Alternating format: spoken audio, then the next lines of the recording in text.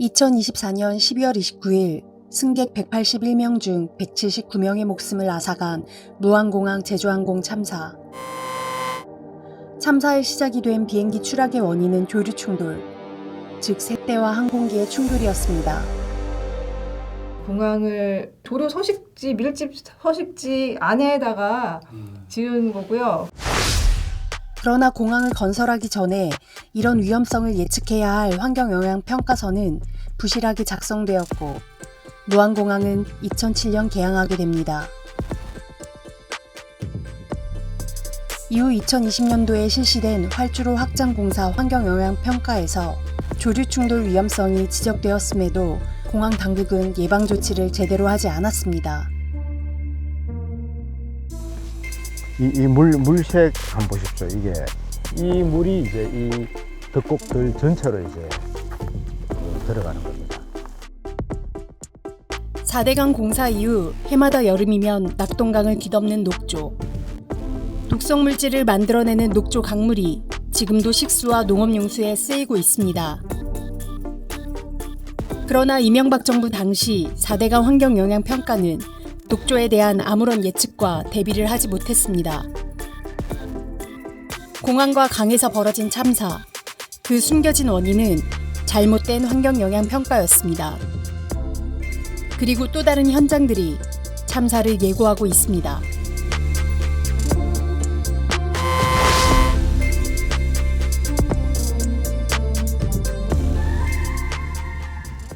이명박 정권의 4대강 사업으로 만들어진 낙동강 하구의 합천 창녕보.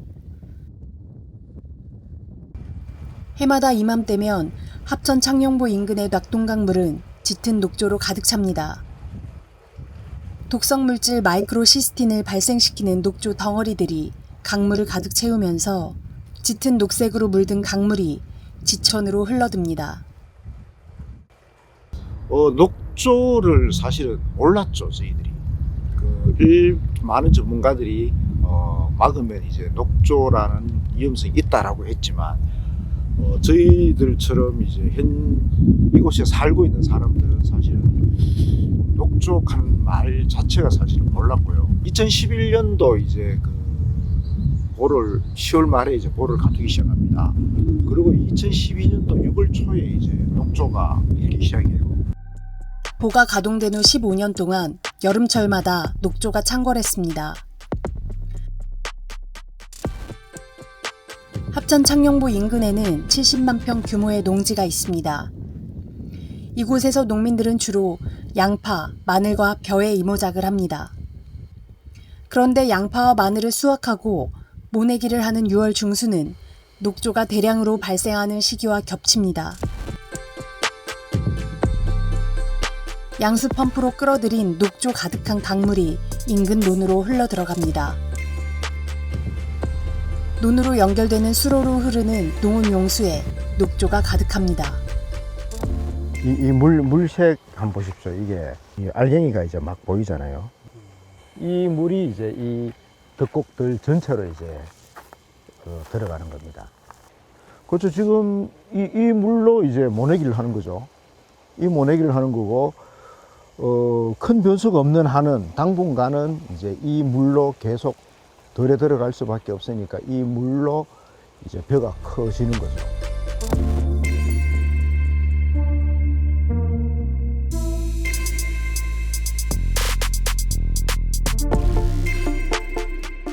환경영향평가가 이런 부분에 대해서는 전혀 언급이 없었어요. 낙동강이 정말 온 강이 이렇게 남세균의 녹조가 강을 뒤덮고, 그리고 여기에서 이 녹조에서 이런 독성 물질 마이크로시스틴이라고 하는 이런 독성 물질을 만들어내 가지고 이런 녹조독이 검출되리라고는 몰랐던 거죠. 그러니까 소위 환경영향평가가 그렇게 실패한 거죠. 환경영향평가는 개발 사업이 환경에 끼치는 영향을 분석, 평가함으로써 환경 파괴적인 무분별한 개발을 규제하고 개발로 인한 환경 피해를 최소화하도록 만든 제도입니다. 일반적으로 환경영향평가는 두 단계로 진행됩니다. 1단계는 전략환경영향평가로서 개발 계획을 수립할 때 적정성과 입지 타당성을 환경적 측면에서 평가합니다. 2단계는 환경영향평가로서 개발 사업의 허가와 승인을 받고자 할 때 개발로 인해 예상되는 환경피해의 저감 방안을 마련하기 위해 실시합니다. 우리나라의 환경영향평가법은 두 단계를 반드시 통과해야만 개발 사업을 진행할 수 있도록 규정하고 있습니다. 과거의 환경부, 지금의 기후에너지환경부와 그 산하기관인 각 지역 환경청들이 환경영향평가서에 대해 협의를 완료하면 환경영향평가는 통과됩니다. 환경영향평가를 철저하게 실시하고 평가 내용을 관계 당국이 존중한다면 무분별한 개발로 인한 환경 피해를 예방할 수 있습니다. 그러나 2018년도에 나온 4대강 살리기 사업 감사 보고서에 따르면 2008년 이명박 당시 대통령이 환경영향평가 기간 단축 필요성을 제기하자 환경부와 국토부는 통상 5개월 및 10개월이 걸리는 사전 환경성 검토와 환경영향평가를 각각 2-3개월 내에 완료하기로 협의하였습니다. 그리고 초고속으로 만들어진 환경영향평가서는 녹조 발생에 대한 어떤 예측과 대비도 담아내지 못했습니다. 환경영향평가서가 그 당시에 2개월짜리라고 얘기를 했어요. 2개월짜리 보고서였기 때문에 그거는 그야말로 있는 자료 끄집어내가지고 그거 전부 다 짜집기거든요. 근데 그 당시에 낙동강의 본류에 녹조가 없었기 때문에 녹조라는 게 나올 수가 없는 거예요. 그런데 또 보니까 이게 우리 전문가들이 문제 제기하고 보니까 이게 맞거든요. 협의 의견을 보면은 수문 개방을 하도록 돼가 있거든요. 녹조가 발생하면은 수문을 개방하도록 돼가 있거든요. 3분의 2 이상 열도로. 근데 환경영향평가 협의 의견을 반영 안 한 거죠. 환경부는 녹조가 발생할 경우 수문을 개방하라는 전문가의 의견을 받아들여서 보완 요구를 하기로 했으면서도 정작 환경영향평가서 협의 과정에서는 국토부 측에 보완 요구를 하지 않았습니다. 이렇듯 환경부의 무책임한 태도로 인해 낙동강에서 녹조를 막을 수 있는 기회는 사라졌습니다. 2018년 감사원은 늦게나마 4대강 사업 당시 환경부가 환경영향평가서 검토 협의 업무를 부당하게 수행함으로써 환경영향평가의 공정성과 객관성을 훼손했음을 밝혔습니다. 멀리 보이는 데가 이제 칠서 치수장입니다. 예전에 그 마산, 우리가 는 이제 지금 통합 창원시인데요. 마산 쪽 사람들이 먹는 물을 이제 저기서 공급을 하고 있습니다. 그래서 지금 이렇게 녹조가 심한 경우는 아무래도 수돗물을 만드는 과정에서 더 많은 이제 뭐 약품 처리라든지 더 많은 어려움이 있겠죠. 환경영향평가를 제대로 했다면 우리는 녹조로 가득한 물이 모내기를 하는 논으로 흘러 들어가고 녹조 강물을 식수원으로 사용해야만 하는 기막힌 현실을 피할 수 있었을 것입니다.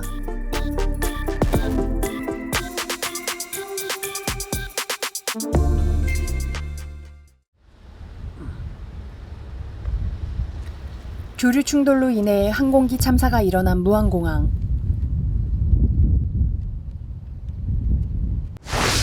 (1998년) 공항의 입지를 결정짓기 위한 전략환경영향평가서에는 교류 충돌 위험과 관련된 내용이 단 한 문장으로만 서술되어 있습니다.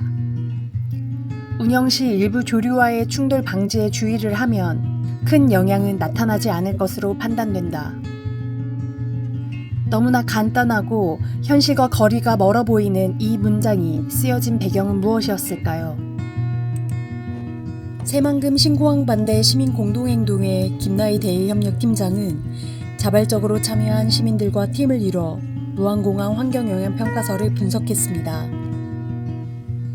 조사 시기가 1차 조사 97년 8월에 3일, 2차 조사 97년 11월에 3일, 3차 조사 98년 6월에 3일 이렇게 딱 9일 했습니다. 국제민간항공기구에서는 최소 1년 내내 조류 조사를 하고 어느 방향으로 나는 방향과 고도 그리고 종마다 몇 개체가 있는지 얼마나 물이 지어나는지 이런 걸 전부 다 조사를 하게 되어 있거든요.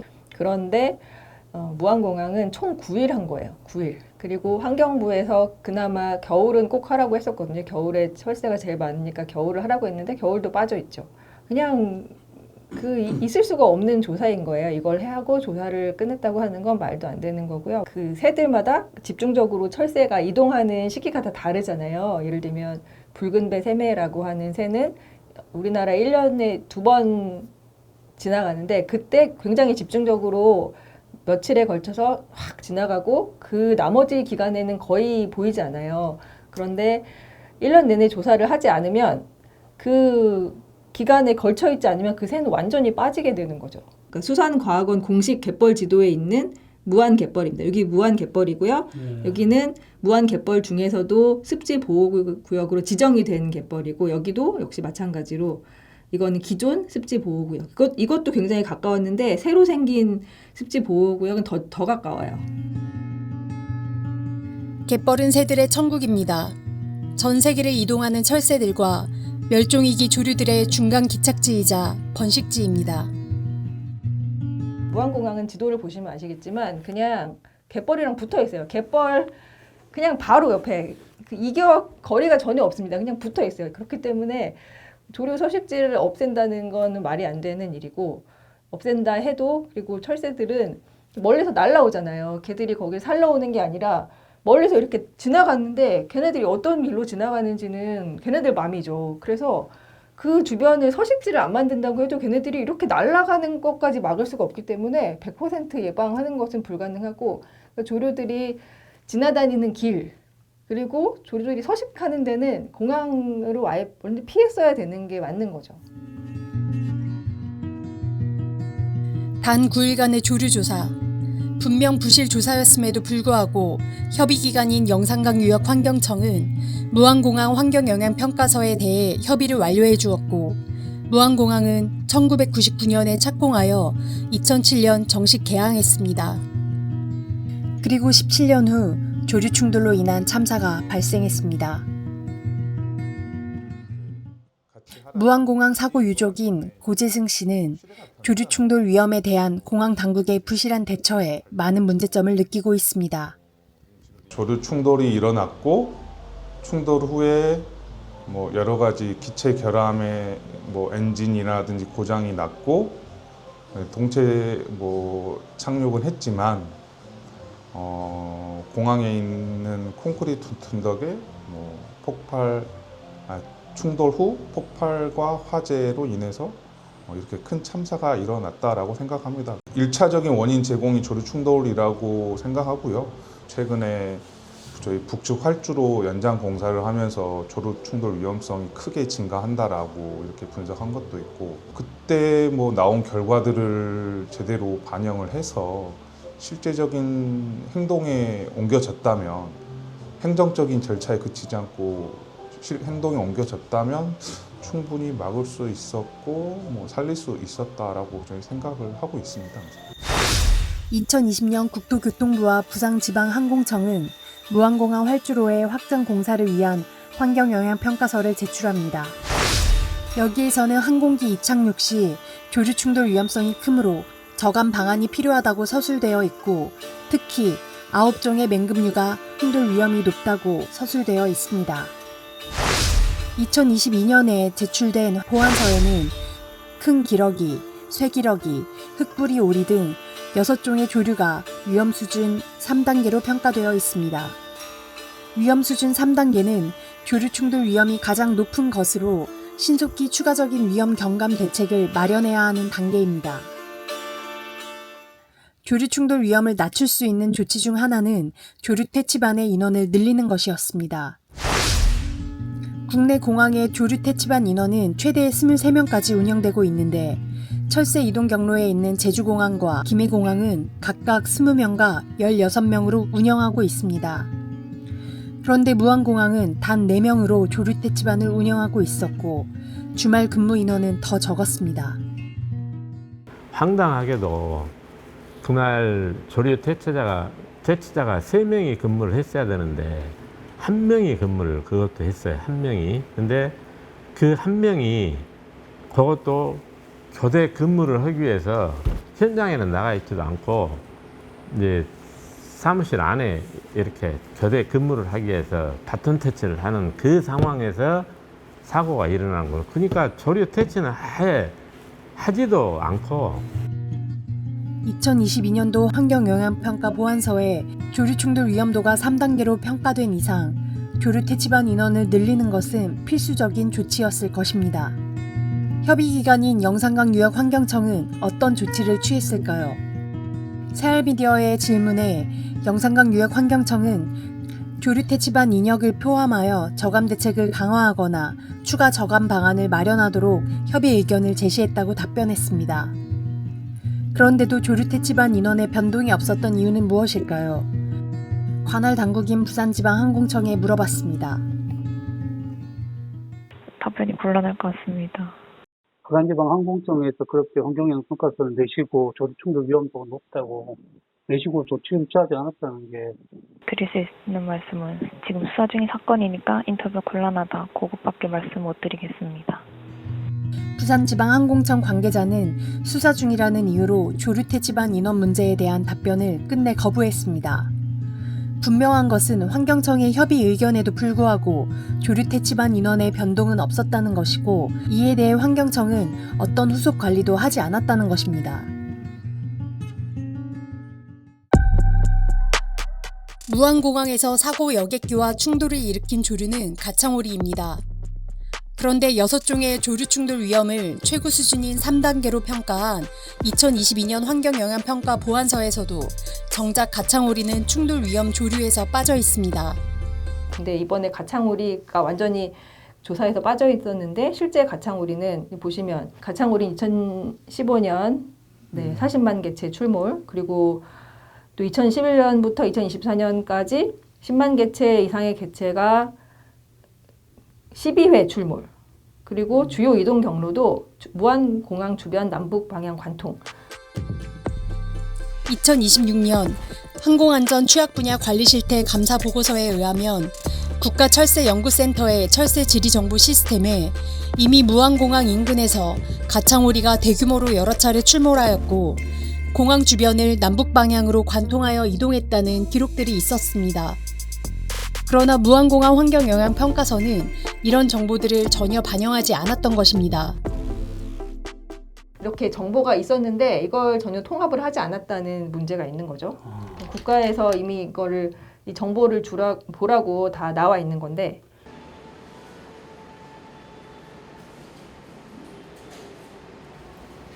엉터리 환경영향평가 그리고 환경청과 공항당국의 무책임 속에 예고된 참사는 현실이 되었습니다.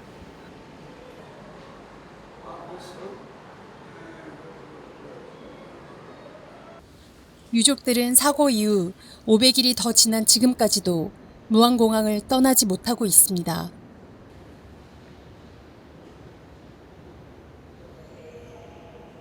저희들이 뭐 계속 참사 일어나고 지금까지 줄기차게 요구하고 또 요청하고 했던 것이 바로 진상규명. 왜 어떤 이유로 사고가 일어났으며 누구 잘못으로 인해서 사고가 커졌는지 그 진상규명하고 그에 합당한 관련자들 처벌 수위를 이렇게 정하는 것, 그것밖에 없습니다. 그런데 위험은 무안공항에 그치지 않았습니다. 전국 곳곳에서 추진되고 있는 신공항들도 조류 충돌의 위험에 노출되어 있습니다.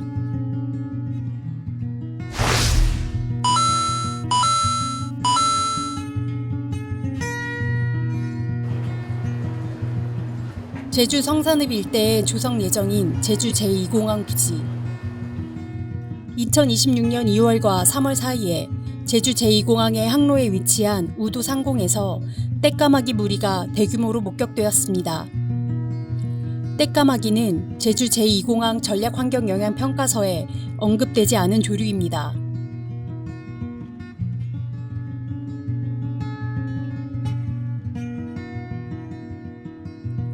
제주 제2공항 전략환경영향평가서는 제2공항 부지 인근에 출현하는 새들에 대해 종류별로 충돌 위험성을 평가하여 기록해 놓고 있지만 이것도 부실 왜곡이라는 비판을 받고 있습니다. 떼까마귀도 이 표에는 없습니다. 제주 제2공항 인근에서 그 조류조사에서 확인된 조류 종수가 172종이었거든요. 그 중에 위험성 평가안에 포함된 거는 39종밖에 안 됐습니다. 나머지 133종인가가 아예 항목에서 빠졌어요. 왜 빠졌냐 했더니 얘들은 우리나라 다른 공항에서 충돌한 적이 없다는 거예요. 다른 공항에서 부딪히지 않았던 새는 제2공항에서도 절대 안 부딪힐 거다. 이게 이제 말이 안 되는 게 이번에 무안공항에서 가창오리 떼가 충돌을 했는데 가창오리 떼도 그 전에 딴 데서 부딪힌 적이 없거든요. 그러니까 그렇게 해서 위험도를 어떻게 보면 굉장히 축소한 건데 그렇게 축소를 해도 위험성이 굉장히 높은 걸로 나왔다면 제2공항이. 왜냐하면 저희가 제주도의 그 가장 큰 철새도리지 인근이다 보니까 이제 그래서 이제 환경연구원에서는 이거는 그렇기 때문에 부적합하다, 입지적으로 부적절하다 이런 의견을 냈어요. 그런데도 불구하고 조건부로 통과시킨 거죠.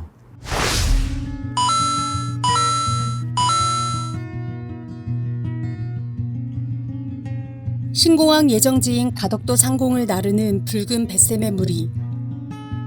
작년 9월 조류 전문가들이 촬영한 이 영상은 맹금류의 이동 경로인 가덕도에 공항이 들어설 경우 항공기와 조류 충돌의 위험성이 높다는 것을 실감하게 했습니다.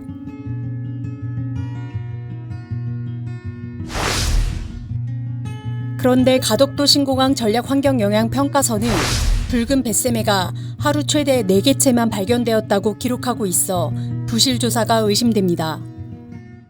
5월 달에만 기록을 했다는 거죠. 조사를 하긴 했어요. 그런데 새들은 5월 달만, 근데 붉은 뱃새매는 가덕도에 5월 달만 오는 게 아니고 진짜 철로 따졌을 때는 가을에 9월 달에 10월이 제일 많이 오는 시기입니다. 그런데 5월 한 달간 조사했다고 그 기록에 나왔어요. 그러니까 엉터리일 수밖에 없는 거죠.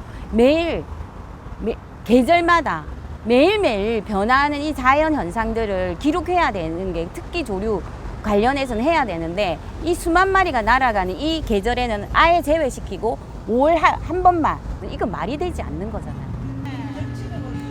특별법을 제정하면서까지 추진되고 있는 가덕도 신공항의 경우도 전략환경영향평가에서 조류 충돌 위험이 과소평가되었다는 지적이 계속 나오고 있습니다. 까마귀도 엄청 많은데 조류 충돌 횟수를 보면 붉은 뱃새매도 없고 맹금류에 대한 조사가 제대로 없고 붉은 뱃새매가 그렇게 많이 오는데 붉은 뱃새매는 조류 충돌 TPDS에 들어가지 않았다는 거죠. 까마귀도 들어가지 않았어. 이유는 그런 새들은 조류 충돌이 된 유래가 없기 때문에, 사례가 없기 때문에 제외시키는 거예요. 왜? 우리는 단 한 번에 문제가 생기면 그러니까 만에 하나잖아요. 만에 하면 왜 조류 충돌과 항공사고는 만에 하나로 인해 가지고 엄청난 그렇게 179분의 생명을 앗아간 일들이 또 언제 생길지 모르기 때문에 우리가 그 철저한 조사를 해야 되는 건데 이런 조사들이 제대로 되어 있지 않다는 거예요. 그래서 저희들은 가덕도 신공항 전략환경영향은 부실하기 짝이 없는 거짓 보고서다라고 얘기할 수밖에 없는 상황입니다.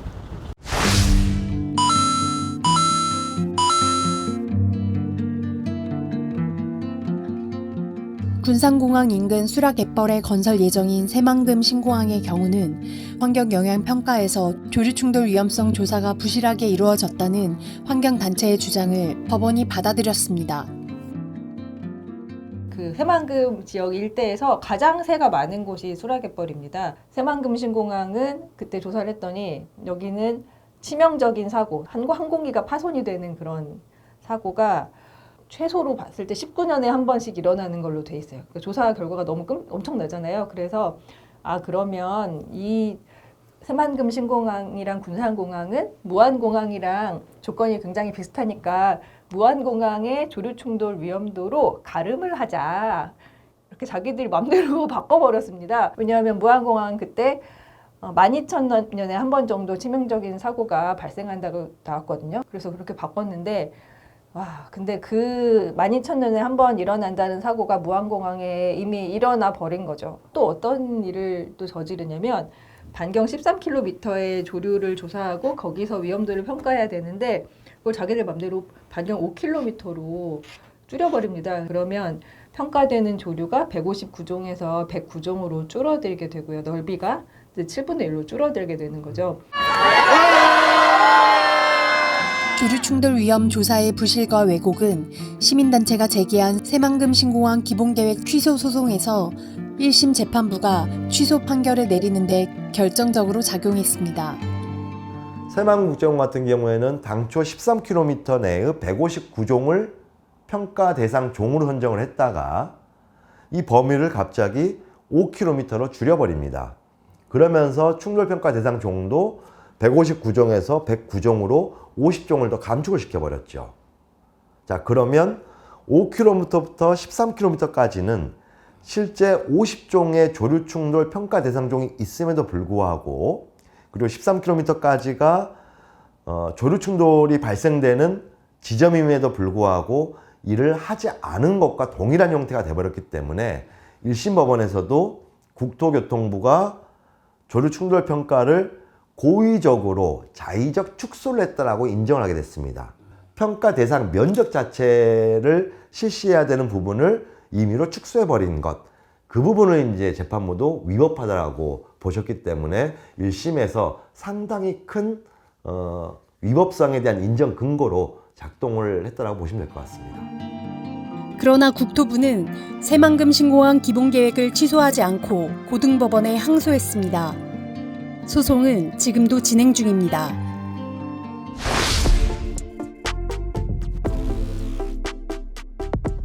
무안공항 제주항공 참사 뒤에는 공항 건설 당시의 부실한 환경 영향 평가와 이를 통과시켜준 환경청, 그리고 활주로 연장공사 환경 영향 평가서에 조류 충돌 위험 경고를 가볍게 어긴 환경청 및 공항 당국의 안일함이 있었습니다.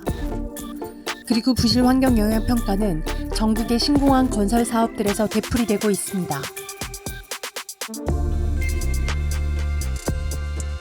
환경 영향 평가가 제대로 이행되지 않는다면, 환경 당국과 국토부의 자세가 달라지지 않는다면 참사는 언제든 되풀이될 수 있습니다.